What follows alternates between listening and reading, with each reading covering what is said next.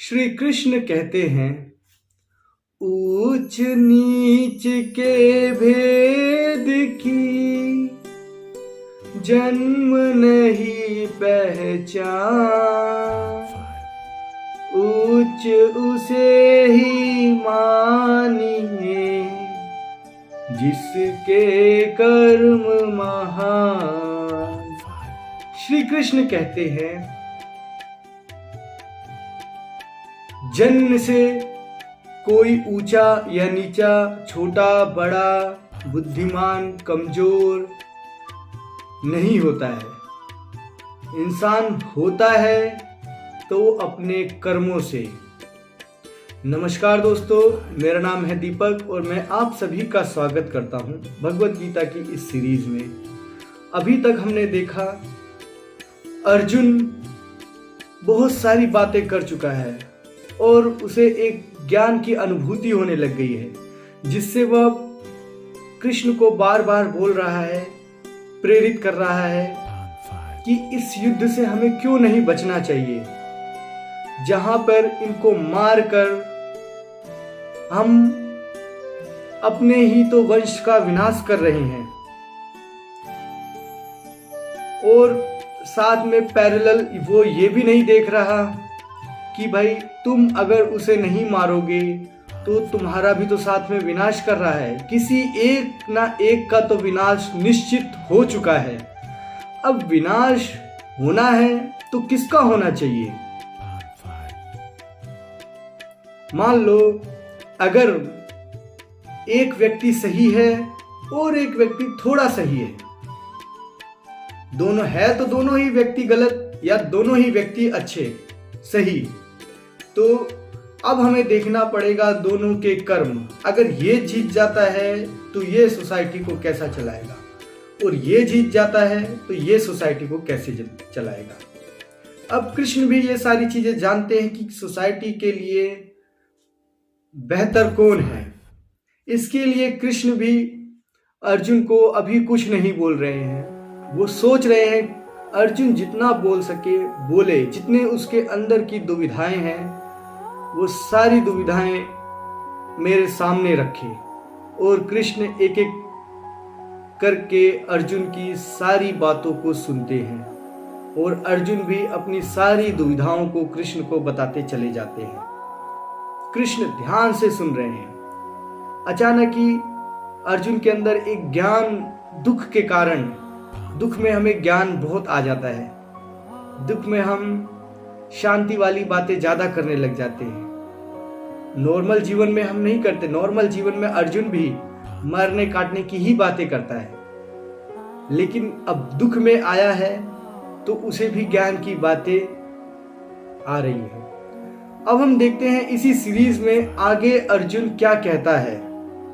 अब आगे अर्जुन कहते हैं, अधर्म भी भवात् कृष्ण प्रदुष्यन्ति कुलस्त्रिया स्त्रीषु दुष्टासु वाष्णे जायते वर्णशंकरा शंकरो नरकायैव कुलज्ञानां कुलस्य च पतन्ति पितरौ हेषां लुप्तपिंडो ददक्रिया दोषरेतै कुलज्ञानां वर्णशंकराकारकै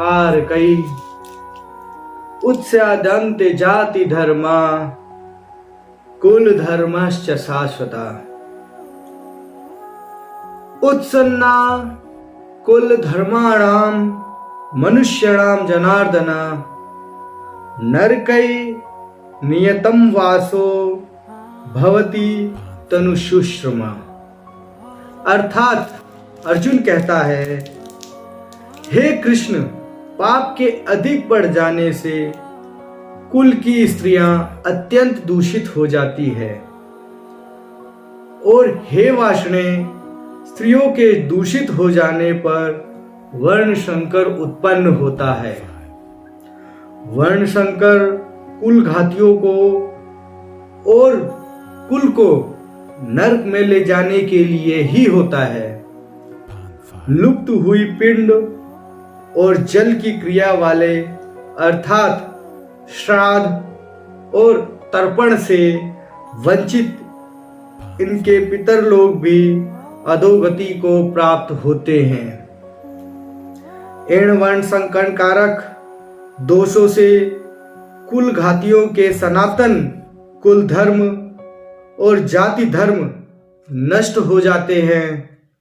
हे जनार्दन, जिनका कुल धर्म नष्ट हो गया है, ऐसे मनुष्यों को अनिश्चित काल तक नरक में वास होता है।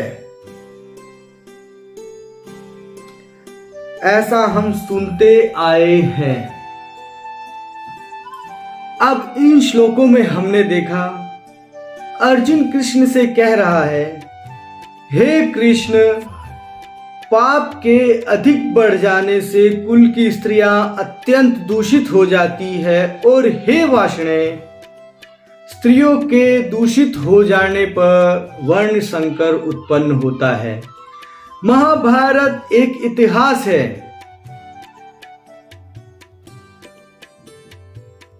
अगर आपको इतिहास की नॉलेज की कमी है तो महाभारत को समझना भी थोड़ा टफ हो जाएगा।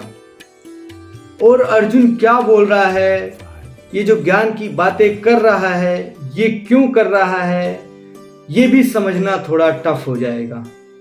मेरी आपसे रिक्वेस्ट रहेगी, आप एक बार इतिहास पढ़ना शुरू करें।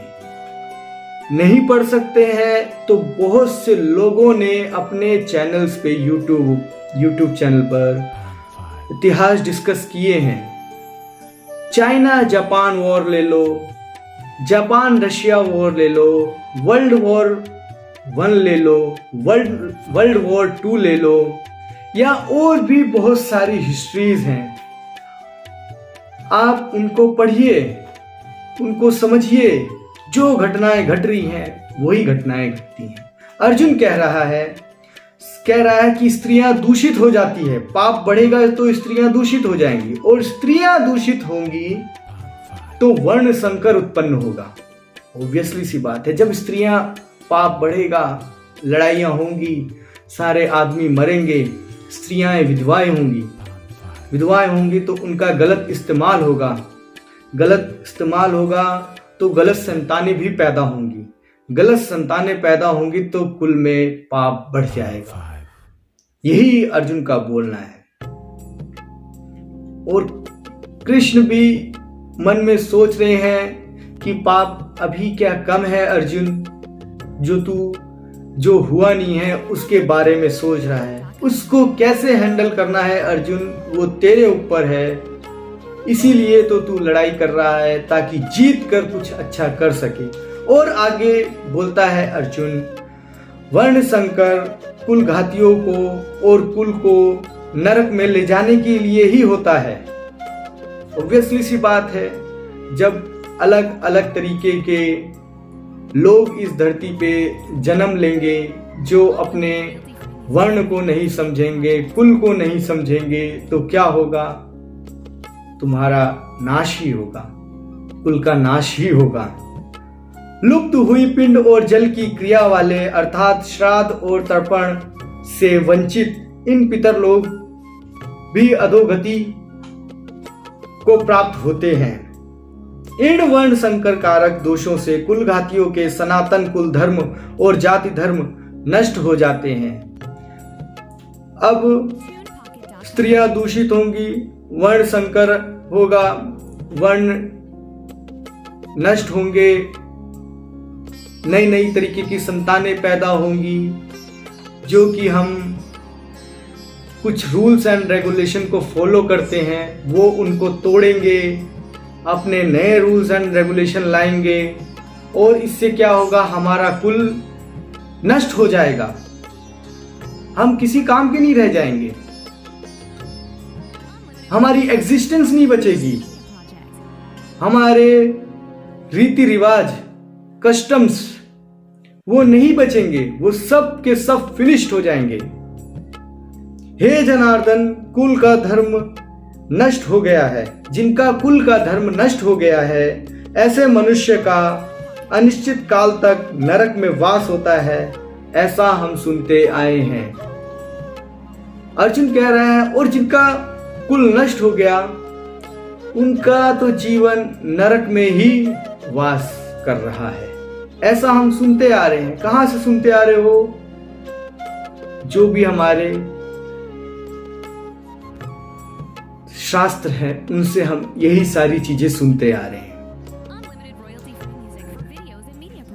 अर्जुन अपनी सारी दुविधाएं, अपना ज्ञान उड़ेल रहा है किसके आगे? कृष्ण के आगे, कि कृष्ण उसे एक ऐसा रास्ता बताए जहां पे युद्ध भी ना करना पड़े और उसे राज्य भी मिल जाए, थोड़ा सा राज्य भी मिल जाए। अर्जुन युद्ध से भागने की कोशिश नहीं कर रहा है, राज्य तो उसे चाहिए लेकिन कुछ आसानी से मिल जाए, ये युद्ध ना करना पड़े, नहीं तो हार बहुत बुरी हो जाएगी उसकी। वो डरा हुआ है लेकिन डर को प्रकट करने का तरीका उसका अलग है। अर्जुन बहुत ज्ञानी है और कृष्ण भी तो कृष्ण है।